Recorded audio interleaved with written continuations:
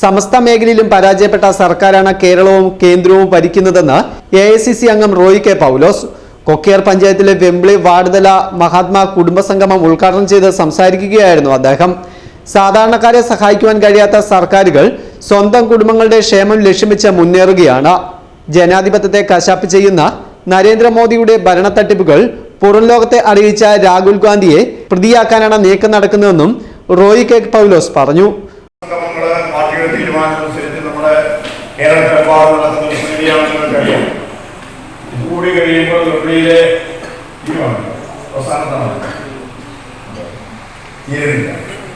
ഞാൻ ഒരു കുടുംബസംഗമത്തിൽ വന്നിരുന്നു. അരിക്കാനെയൊക്കെ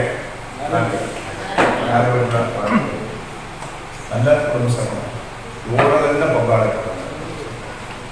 നമ്മുടെ പാർട്ടിയെ സംബന്ധിച്ച് പാർട്ടിയോടുള്ള നമ്മുടെ നാട്ടിലെ ജനങ്ങൾ എല്ലാ രീതിയിലും അവർക്ക് അച്ഛ നാടൻ ഭാഷയിൽ.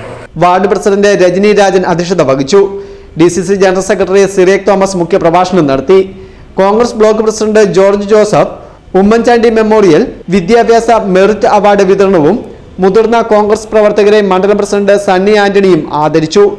Tony Thomas, Sunny Thattinkal, Swarnalatha Appukuttan, Suresh Olickal, Ayub Khan Kattappalakkal, PJ Varghese, Benny Sebastian, Albin Philip, PV Viswanathan, Aisimol Bibin, Stanley Sunny, Sunitha Jayaprakash തുടങ്ങിയവർ പ്രസംഗിച്ചു. നൌഷാദ് വെമ്പിളി സ്വാഗതവും നവാസ് പുളിക്കൽ കൃതജ്ഞതയും രേഖപ്പെടുത്തി.